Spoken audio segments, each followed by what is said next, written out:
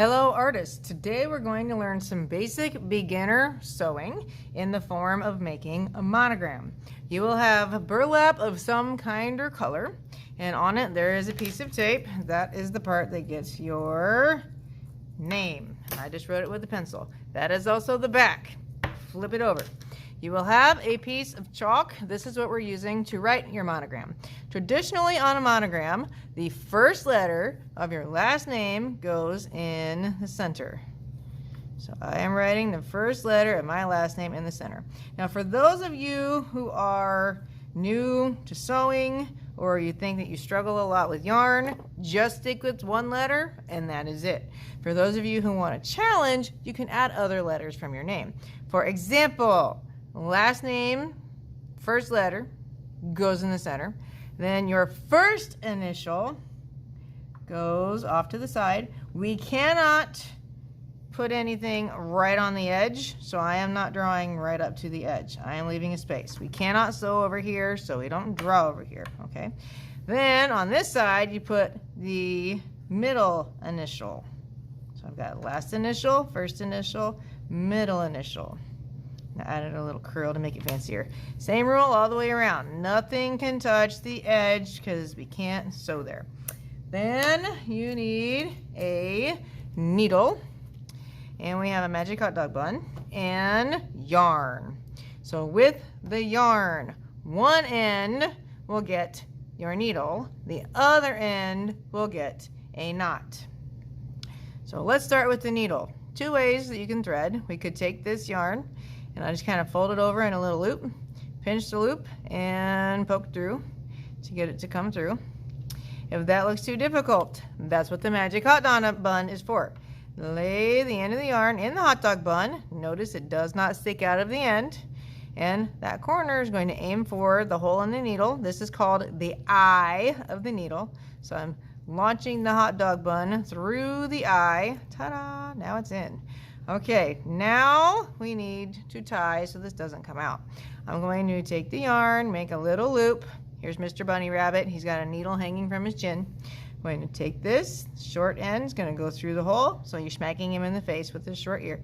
Pull. We want the yarn attached to the needle.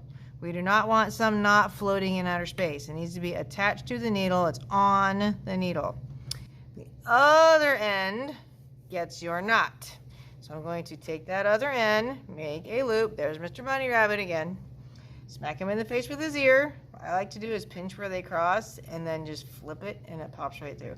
And pull. And now we have a knot. The knot should be close to the end because anything after the knot is waste. Same thing up here. This tail should be short because anything after that is waste.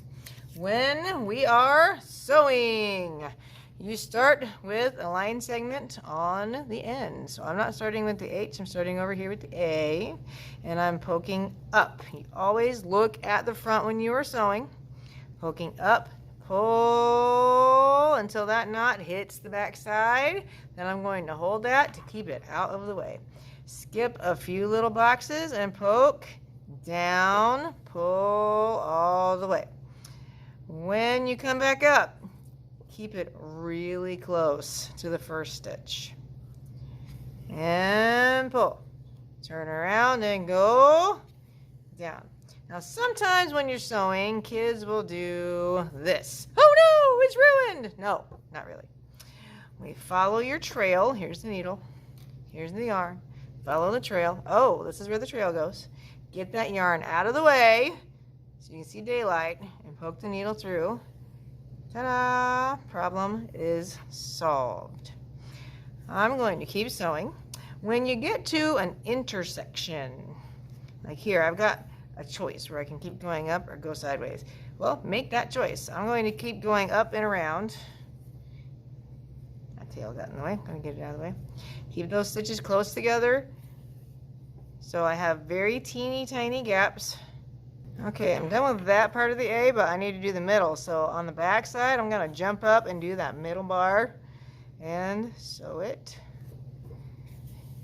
Now let me show you. On the front, nice clean stitches. They skip 3 or 4 boxes. They're close together. Here's the back. So here the stitches look farther apart. You can see where I jumped. The back is not meant to be pretty. Now I need to work on my H, so I'm going to jump over here on the back, pull up, and continue sewing. Other things to know when you are sewing. Stitches are not going to be large, so we're not going to take your needle, poke up, poke down. Hey, look, I just did a stitch. No, if I can fit a finger under it, it is too big.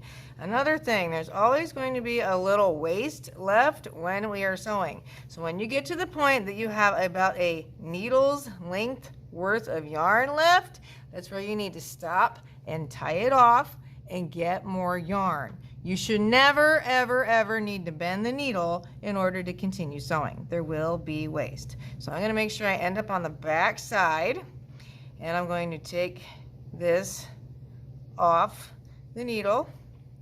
I'm going to hold it down low by my burlap. Here's the bunny rabbit again. He's going to run around the tree, hop through the hole. Notice I'm still holding this. Now I'm holding it down. And pull. That makes the knot down low. And then we cut the tail. Cut that tail too. And then we get more yarn and pick out where you left off. So needle on one end, knot on the other. Make sure the knot starts on the back. So your first stitch with a new yarn will be up. And if you're sewing, like I want to put another stitch here, but I can't because my tape is in the way. If you're sewing and your tape is in the way, pick it up and move it so it's not in your way anymore. Your final knot is just like the first. Hold this, go through the hole, hold it down, pull. Make sure you trim up any tails that are sticking out, and if you have little shreds out here sticking out, just trim those little shreds.